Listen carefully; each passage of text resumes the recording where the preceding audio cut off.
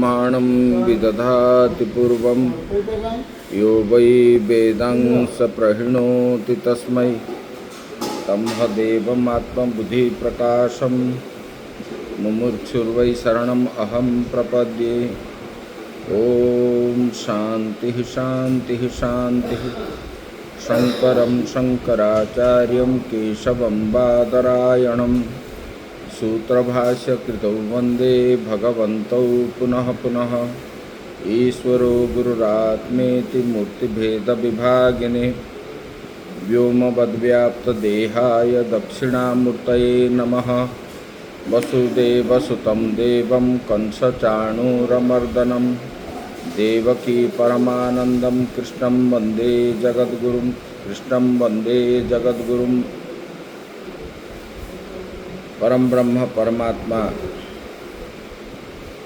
भगवान श्री कृष्ण के श्री चरणों में सत सत नमन करते हुए आश्रमस्थ समस्त संतों के श्री चरणों में नमन। भगवत प्रेमी आत्मस्वरूप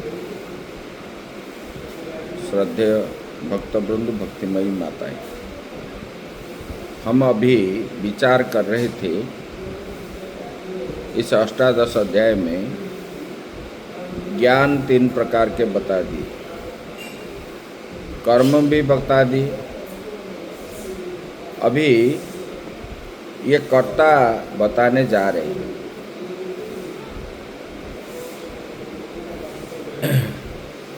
और सबसे सात्विक को ही अच्छा माना जाता है। और यहाँ पर कर्म के ऊपर अभी बताएंगे।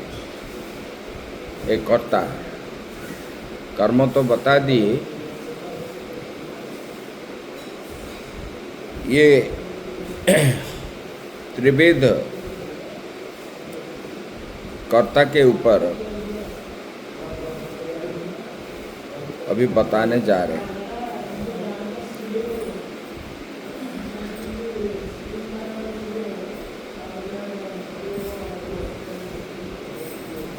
मुक्त संगो नहंगवादी धृत्युत्साह समन्विता सिद्ध्य सिद्ध्यो निर्विकारः कर्ता सात्विक उच्यते। मुक्त संगो, भगवान बता रहे हैं मुक्त संगो मतलब मुक्त परित्यक्त संगो येन स मुक्त संगो, जिन्होंने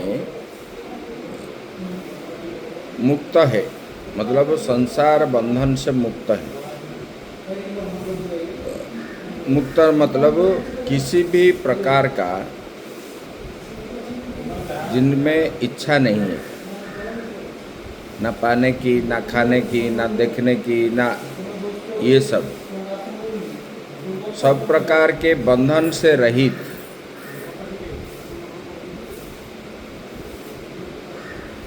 और क्या है? परित्यक्तः संगो, जिन्होंने संग का परित्याग किया।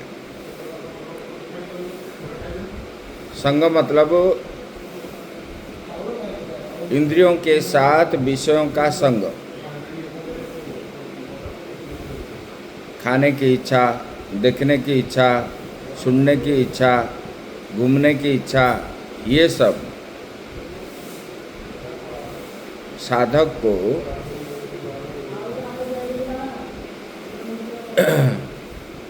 बताया गया। छठा अध्याय में बता दिए, बोले कि कम परिमाण में खाना है, कम घूमना है, कम देखना है, ये सब इसको बोलते हैं। बोले कि जिनको विषय का संग नहीं है, विषय के साथ जिसका संबंध नहीं है,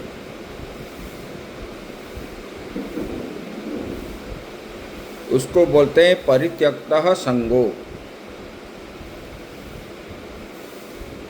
विषय के साथ संबंध रखने से, इच्छा करने से उसको संग कहा गया है।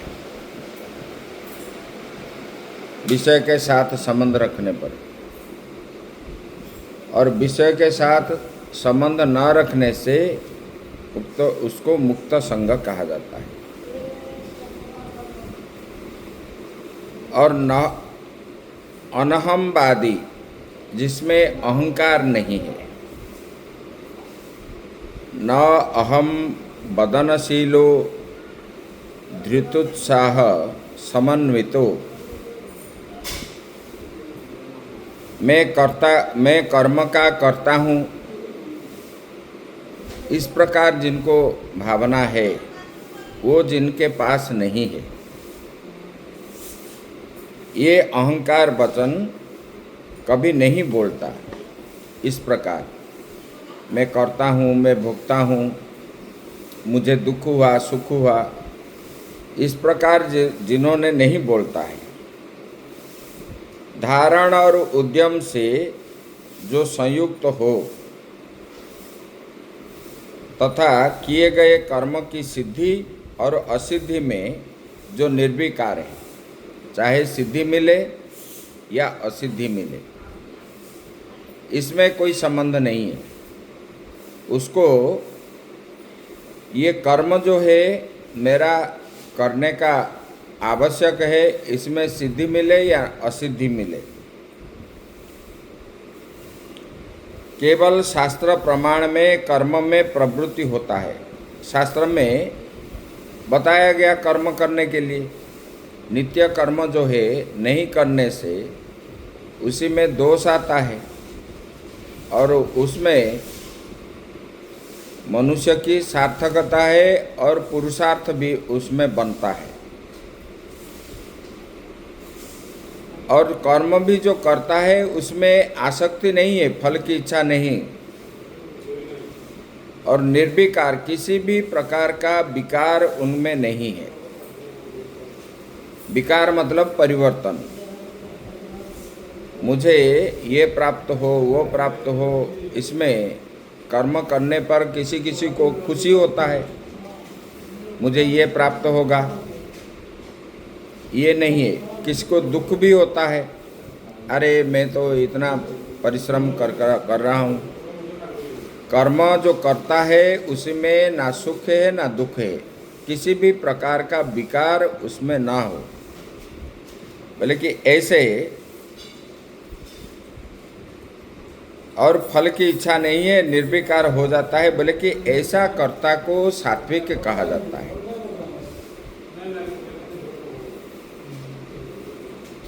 बोले फल की इच्छा और कर्तृत्वापन, मैं करता हूँ, मैं भोगता हूँ, ये नहीं होता जिसको। जैसे हनुमान जी है, जब लक्ष्मण का शक्ति भेद हुआ, उसी में सुषेण वैद्य ने बोला कि विशल्यकरणी लाना है, और विशल्यकरणी लाने से वो क्या है, ये उनका जीवित तो हो जाएंगे, ऐसे बोले। तब भगवान राम बोले कि इतना दूर कौन लाएगा इतने समय में। हनुमान जी बोले कि भगवान मुझे आज्ञा दीजिए, अहंकार से युक्त होकर के नहीं। बोले कि ये सेवक आपके श्री चरणों में ध्यान रख करके, बोले कि पहले तो हमको कोशिश करना चाहिए, फल मिले या ना मिले, हो भी सकता है, नहीं भी हो सकता है। किसी भी प्रकार का अहम भाव उनमें नहीं है, मेरे पास इतना बल है। और उन्होंने लंका को जब कोई भी लांग करके नहीं गया, उन्होंने अकेले गए, उसमें ना कोई अहंकार रहा। उन्होंने उनके उनके मन में आया कि मैं तो सेवक हूँ, भगवान राम का कार्य है। इसी प्रकार भावना करके उन्होंने ये कर्म किया। तब जो है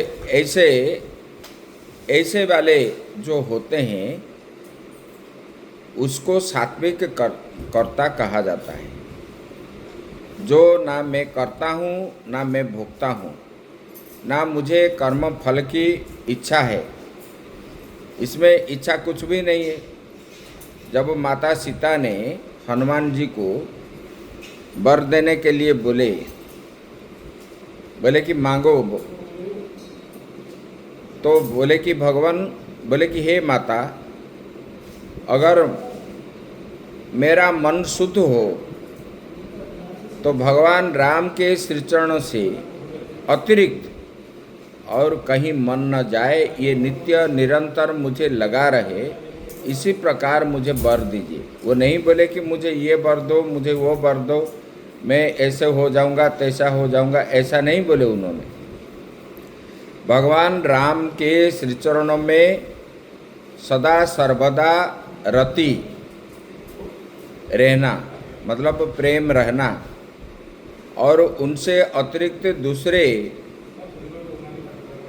दूसरे के लिए नहीं है।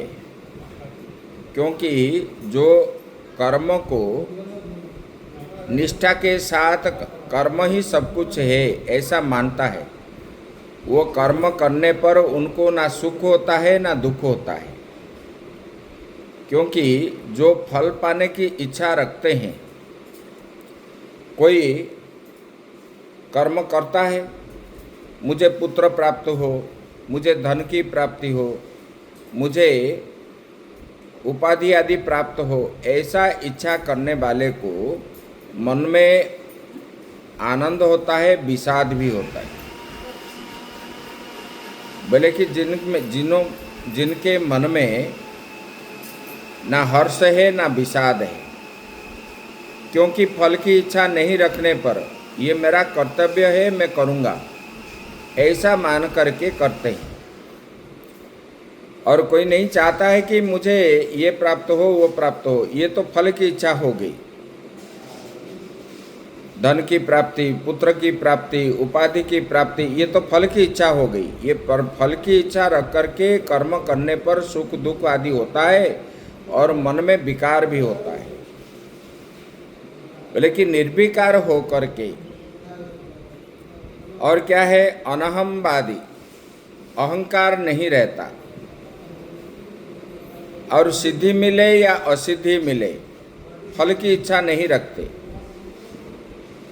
ऐसे वाले कर्ता को सात्विक यहाँ पर कहा गया है। भगवान ने ऐसे कर्ता को सात्विक कहा गया है। अभी राजसिक कर्ता के बारे में बताने जा रहे हैं। रागी कर्म फल प्रेप्सुर लुब्धो हिंसात्मक शुचि हर्ष शोकान्वितः कर्ता राजसः परिकीर्तितः। बोले कि रागी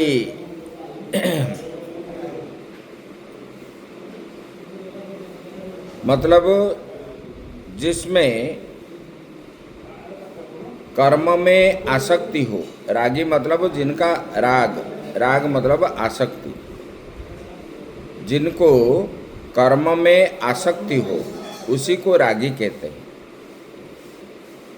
और कर्म फल प्रेप्सु, बोले कि फल की इच्छा है, कर्म करने से फल की इच्छा है, मैं ये कर्म करता हूँ, मुझे ये फल मिले वो फल मिले, कर्म की इच्छा वाला, कर्म फल की इच्छा वाला। और क्या है, लुब्धो मतलब लोभी, जो लोभी है। और हिंसा करने वाले, हिंसक है। और अशुचि मतलब अपवित्र है। और हर्ष शोक से युक्त रहने वाले, हर्ष शोकान्वितः अन्वितः मतलब जो हर्ष शोक से युक्त है, ऐसे रहने वाले कर्ता को बोले कि वो कर्ता क्या है, बोले कि राजसः परिकीर्तितः, ऐसे वाले कर्ता को राजसिक कर्ता कहते हैं। भगवान बता रहे हैं रागी रागो अस्य अस्ति इति रागी। रागी किसको कहते हैं? जो कर्म में आसक्ति रखते हैं, ऐसे वाले व्यक्ति को रागी का मतलब रागी कहा जाता है। और कर्मफल प्रेप्सु, कर्मफलार्थी जो कर्मफल को चाहने वाले उसको कर्मफल प्रेप्सु बोलते हैं। और लुब्धः परद्रव्येषु संजात तृष्णा तृष्ण तीर्थादौ च स्वद्रव्य परित्यागी। बोले कि जो परद्रव्य में जिसका तृष्णा है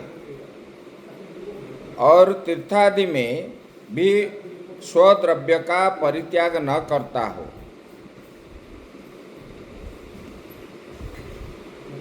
एक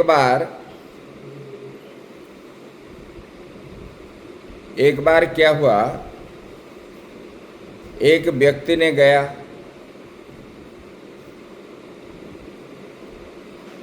भगवान को दर्शन के लिए,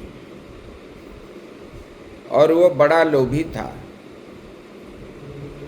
लाइन में लगा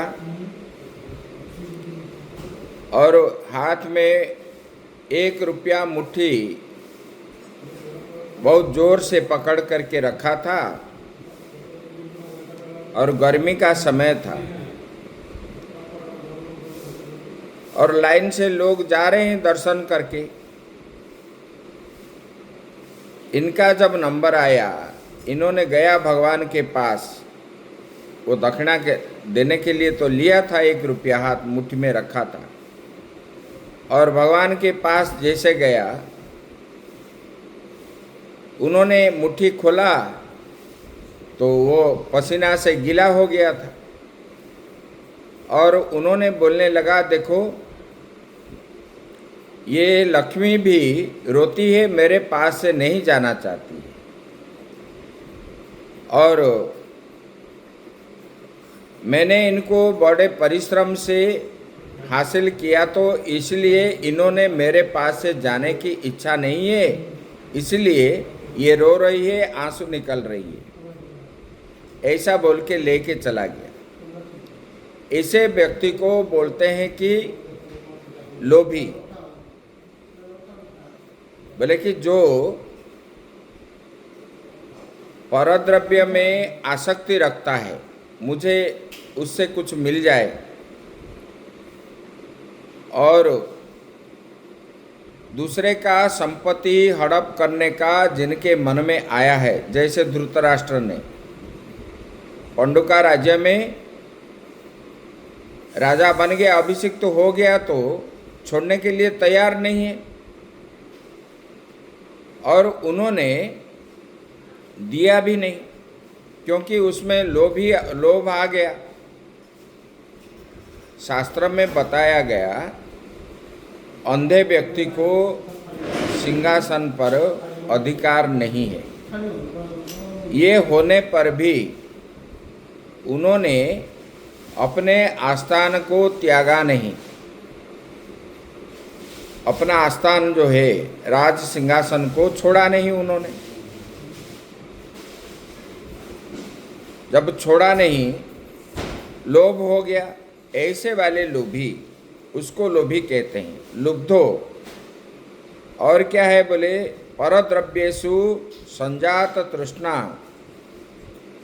बोले कि जिनको परद्रव्य में आसक्ति है पाने की, और तीर्थ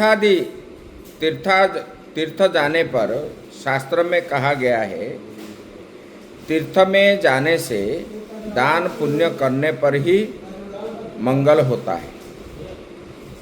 तीर्थ जाने से। और तीर्थ में अगर दान नहीं किया, बंदर को खिलाना है, मछली को खिलाना है, चिड़ियों को खिलाना है, गरीब को दान देना है, ये तीर्थ जाने से तीर्थ का फल ऐसे प्राप्त होता है। और तीर्थ गए हैं और दान पुण्य नहीं करता है, ऐसे वाले को लोभी कहते हैं। और हिंसात्मक,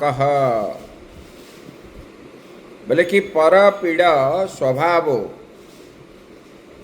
जिन्होंने दूसरे को पीड़ा पहुंचाता है, ऐसे वाले व्यक्ति को लोभी मतलब हिंसक कहते हैं।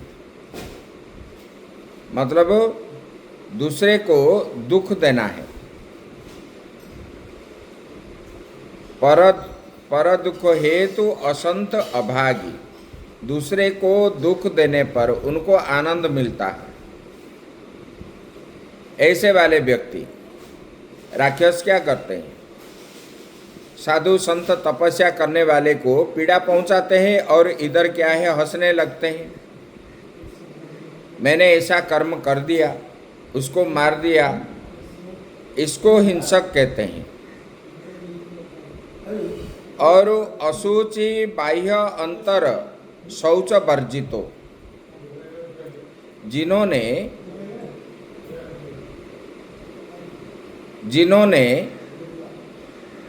सेटा थाउ से टेबल ऊपर जो गामछाड़ा अच्छी दियो,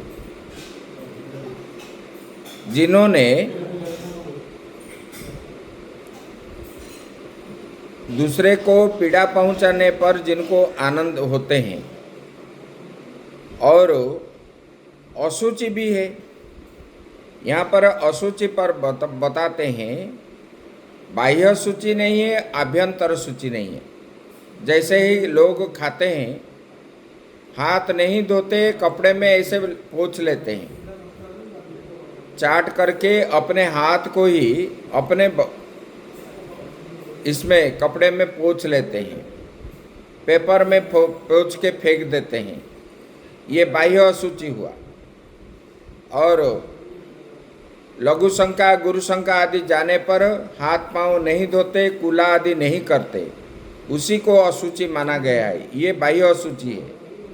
और स्नान करते हैं, जो गुरु शंका आदि जाने के से वो मतलब अपने शरीर को गीला नहीं करते, पानी में धोते नहीं, शौच नहीं होते, इसी को अशुचि बोला जाता है, बाह्य अशुचि। और आभ्यंतर शुचि, मन के अंदर नित्य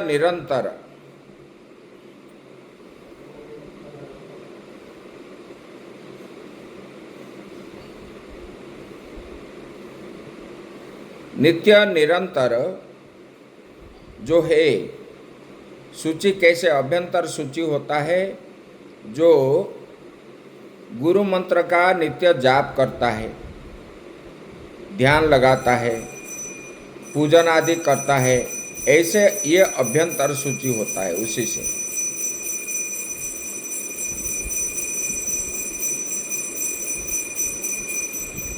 और क्या बोले?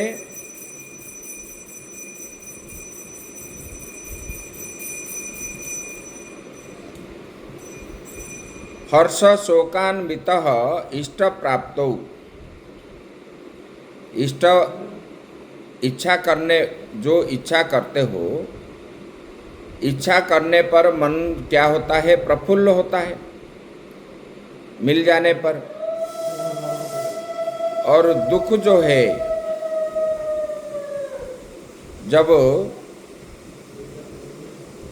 इष्ट प्राप्ति न हुआ, जो इच्छा किया हुआ वस्तु को प्राप्त नहीं किया, उसको बोलते हैं दुख, उसको दुख होता है, ये अनिष्ट है। बोले कि हर्ष अनिष्ट प्राप्त अभिष्ट वियोगे च शोकः ताभ्याम हर्ष शोको अभ्याम अन्वितः। बोले कि देखो, बाह्य अभ्यंतर सूचि रहित को असूचि कहते हैं, और इष्ट प्राप्ति में हर्ष और अनिष्ट प्राप्ति में इष्ट वियोग होने पर जिसको शोक होता है। हाय मैं क्या करूं, मैं तो मर गया, मैं लूट गया। धन चोरी होने पर लोग ऐसे बोलते हैं कि नहीं? वास्तव में वो लूट गया है क्या? वो तो लूटा नहीं है। उनका धन जो किसने लूट लिया, तो ये जो उनके धन के प्रति जो लोभ उनके अंदर में था, वो चली जाने से वो मैं लूट गया, मैं बर्बाद हो गया, मैं तो मर गया, ऐसे वाले को दुख होता है। पुत्र मर गया तो मैं मर गया, ऐसा जो मानते हैं, आत्मीय स्वजन मरने पर मैं मर गया, इसको बोलते हैं हर्ष शोक। इष्ट की प्राप्ति होने पर हर्ष होते हैं, उत्फुल्ल मन होता है। पुत्र को नौकरी मिल गया तो हर्ष होते हैं, और कुछ धन प्राप्त हो गया तो हर्ष होते हैं। इच्छित वस्तु प्राप्त होने पर जो हर्ष होता है उसमें, और इच्छित वस्तु वियोग होने पर जिनको दुख होता है उसको बोलते हैं हर्ष शोक। ऐसे वाले कर्ता को राजसिक कर्ता कहा गया है। अभी सात्विक कह दिए, अभी राजसिक कह दिए। अभी जो बताने जा रहे हैं, अयुक्त प्राकृत स्तब्ध शठो नैष्कृतिको लसः विषादी दीर्घसूत्री च कर्ता तामस उच्यते। अयुक्त बोले कि जिनमें असमाहित, जिसका अंतःकरण समाहित नहीं है, नित्य निरंतर मन चंचल होता है। उधर चले जाऊं, उधर सुनूं, उधर बैठूं, इस प्रकार मन चंचल है, स्थिर भाव नहीं है। इसको बोलते हैं असमाहित चित्त।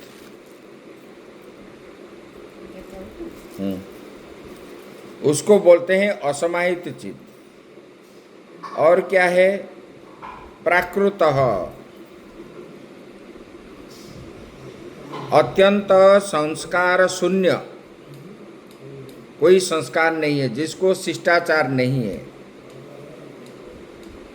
गुरुजनों को देखने से प्रणाम करना, बड़े लोग नीचे बैठे तो ऊपर बैठना, ये सब संस्कार है। और बड़े लोग आने पर बैठा हुआ व्यक्ति उठता नहीं है, ये संस्कार शून्य बताया गया है। बड़े लोग कुछ बोल रहे हैं तो ऊपर चढ़ के बात करना, ये सब जो है ये संस्कार शून्य है। और दंड के समान स्तब्ध है, जैसे स्थिर रहता है, कभी इधर उधर हिलता जुलता नहीं, मतलब जिद्दी करने वाले। और दूसरों की वृत्ति का उच्छेदन करने वाले, उसको शठो बोलते हैं। मायावी, शक्ति गुहनकारी, और निष्कृति को अलसः, कर्तव्य में आलसी जो है, और दीर्घसूत्री है, सदा विषाद से युक्त है और दीर्घसूत्री है, ये काम बाद में करेंगे, ऐसे वाले, इसको तामसिक कहा गया है। भगवान बता रहे हैं अयुक्त को बता रहे हैं, अर्थ कर रहे हैं असमाहित, जिनका चित्त अंतःकरण समाहित नहीं है, एकाग्र नहीं है, मन में स्थिरता नहीं है, ऐसे वाले को अयुक्त कहते हैं। और प्राकृत जो है, प्राकृतो अत्यंता संस्कार अत्यंत असंस्कृत बुद्धि ही बाल समः, जैसे बालक का चपल बुद्धि है, वो कुछ जानता नहीं है। कोई आया कोई गया, कैसे प्रणाम करना है, कुछ करना है, ये बालक को जैसे मालूम नहीं है, इसी प्रकार बुद्धि जिसमें है, बड़े को सम्मान ना करना, बड़े के साथ कैसे बात करना है, कैसे बैठना है, उनके साथ कैसे उठना है, ये जिनके पास नहीं है वो असंस्कृत है, वो प्राकृत मतलब असंस्कृत बुद्धि बोलते हैं। और स्तब्धो दंडवत्र नमति कस्मैचित, बोले कि दंड के समान किसी के समक्ष न झुकना, मतलब जिद्दी में अटल रहना। दंड कभी झुकता नहीं है, लकड़ी। इसी प्रकार अपने जिद्दी से जो टलता नहीं है, इसको बोलते हैं सठो, ये स्तब्ध। और सठो नस्कृतिकोलसः, सठ बोलते हैं मायावी, मतलब आगे एक बात बोलेगा, पीछे से और एक बात बोलेगा।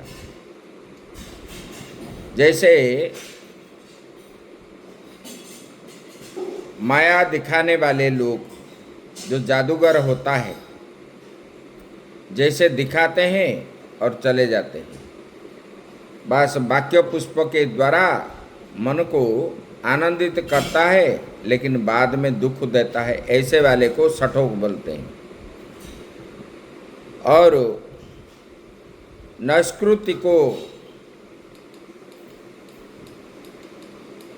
नस्कृतिकः मतलब परवृत्ति छेदन परो अलभो अप्रवृत्तशीलः कर्तव्ये स्वपि। भगवान बता रहे हैं दूसरे की जीविका को छेदन करना। कोई कुछ कर रहा है, उसी में प्रतिबंधक डालना, वो कैसे न कर पाए, इसी को नस्कृति को कहते हैं। और कर्तव्य में प्रवृत्तिशील जो न हो, उसको अलस कहते हैं। जो अपना कर्म में करना चाहिए लेकिन बोलते हो बाद में करेंगे, ऐसे। और विषादी दुर्गसूत्री च, विषादी मतलब सर्वदा बसत न स्वभावो दीर्घसूत्री, बोले कि विषादी जो है शोकयुक्त होकर के, जो शोकयुक्त होते हैं, इसको विषादी बोलते हैं। शोकयुक्त किस लिए होते हैं? इष्ट वस्तु की प्राप्ति होने से उनको आनंद होता है, इष्ट वस्तु की बिछड़ने से उसको दुख होता है, उसी को विषादी बोलते हैं। और दीर्घसूत्री, जैसे रावण ने बोला स्वर्ग को हम सीढ़ी डालेंगे, आज डालेंगे, काल डालेंगे, परसों डालेंगे, ऐसे ऐसे बोलते बोलते मर गया, लेकिन सीढ़ी नहीं डाल पाया। इसको बोलते हैं दीर्घसूत्री। आज करने का जो है वो कल सोचता है। जैसे कि किस विद्यार्थी ने परीक्षा देना है, परीक्षा वो क्या करता है, विद्यार्थी सोचता है परीक्षा और कितने दिन रहा, अरे 1 महीना तो है, पढ़ लेंगे। और 1 महीना के बाद जब 15 दिन आया, बोले क्या रहा, और तो 15 दिन बाकी है, हम कर लेंगे। फिर ऐसे ऐसे हफ्ता आ गया, तब भी बोलता है कि अरे 7 दिन है, बहुत दिन बाकी है। फिर 1 दिन रहा तो बोले कि देखो और तो है 24 घंटा बाकी है, इसमें पढ़ देंगे। फिर जब आ जाता है तब वो बोलता है कि हाँ कर लेंगे, इसी को बोलते हैं दीर्घसूत्री। ऐसे वाले को बोलते हैं तामसिक। इस प्रकार भगवान ने क्या कौन ऐसे व्यक्ति को तामसिक कर्ता कहा जाता है। भगवान ने इस प्रकार 3 प्रकार के कर्ता बता दिए, सात्विक, राजसिक, तामसिक। आगे की बात हम कल करेंगे। ओम पूर्णमदः पूर्णमिदं पूर्णात् पूर्णमुदच्यते पूर्णस्य पूर्णमादाय पूर्णमेवावशिष्यते। ओम शांति शांति शांति।